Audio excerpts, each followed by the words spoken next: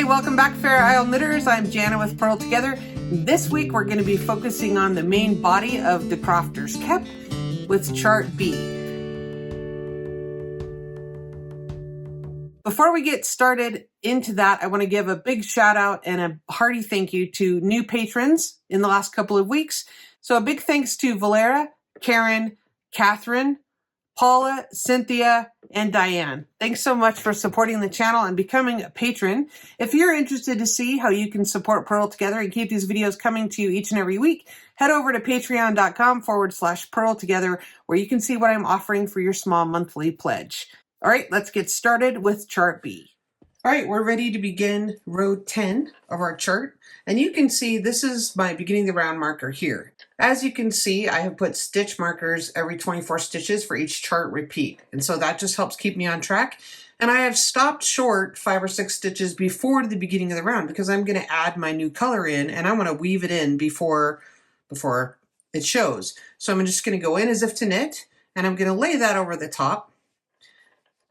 I want to lay it over the top of my needle, but also over the yarn that I'm going to be bringing around. Okay, so I've got quite a long tail though, probably don't need that much. So I just want to make sure that it's on the top of my darker color working yarn here. And it is. So then I'm just going to knit that.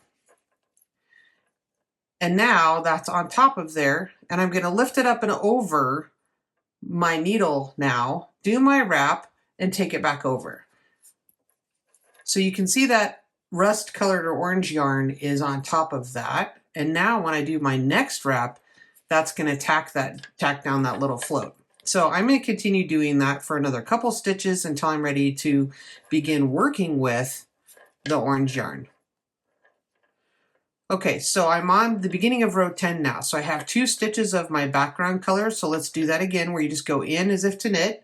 Bring your contrasting color up over the top of your right hand needle, do your wrap, and then bring it back down. And you can see that that's just placed that over the top of this yarn. And then when I do my next stitch, it's going to tack down that float. Okay. Now I'm ready to actually work with the contrasting color. So I use my left hand and I wrap counterclockwise and knit with it. As I mentioned in the last video, you just do whatever works for you, but be mindful of your spacing. So I keep adjusting. And I also will tell you that I've put the link down below in the video description for the my 5 top tips for knitting Fair Isle. Now you'll notice that this chart, if you're using this particular colorway, your background color is darker than your contrasting or your pattern color. And so it's opposite of what the pattern shows. The pattern shows in grayscale. Here, I'll just show you. You can see that the pattern shows in grayscale, the background is lighter than the contrasting. So my yarn is actually opposite in terms of lights and darks. So that can get a little bit confusing. All right, there's just a couple other things I want to make you aware of on chart B here.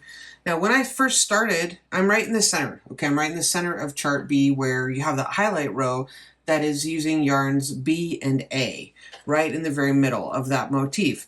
And what I wanted to say was, you know, we were using yarn F and E for that center section, and we're only going to do one little row with yarns B and A. So I'm just leaving E and F hanging out here while I use A and B and go around. Because you can see I'm in the center of that motif along with the cat hair, and there's just one row using these highlight colors.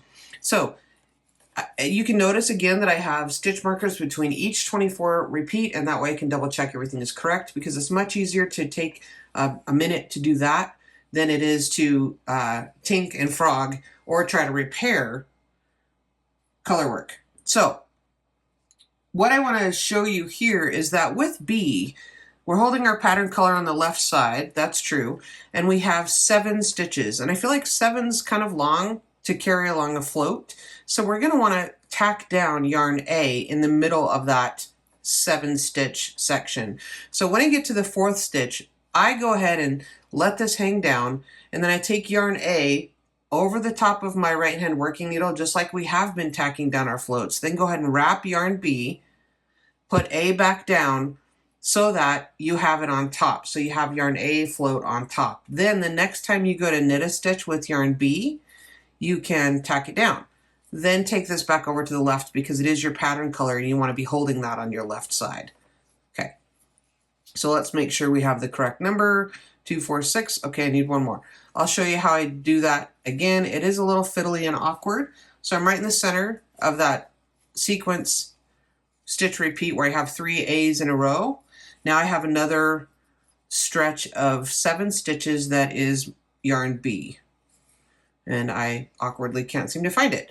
So there's 1, 2, 3, and then I'm going to go in on that 4th stitch, lay over yarn B like I normally would. I need to bring this on the right hand side to wrap it so that that stays on top. There's my 4th stitch, and then I'll go ahead and wrap that again for 5.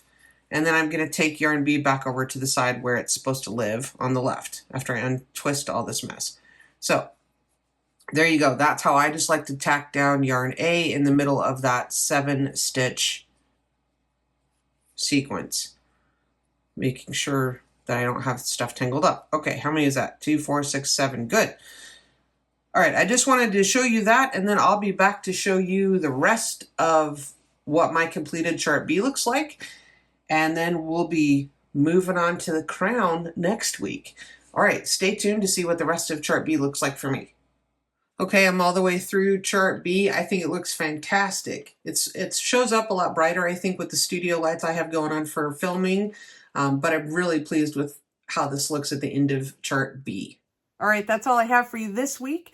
Work on chart B. Next week, we'll be starting the crown decreases. That's so fun. The crown is like my favorite part. It goes, well, it's all my favorite part, but the crown really just comes together, and that triangular shape, it's really interesting to see how that flows and how the decreases make all that happen. So it's a lot of fun.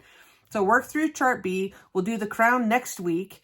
I'd love to see your works in progress, so feel free to post in the Purl Together Facebook and or the Ravelry group. I'd love to see your work over there, and consider becoming a patron. If you find any value in these videos, give me a thumbs up, click subscribe, and I'll see you next week. Thanks for watching.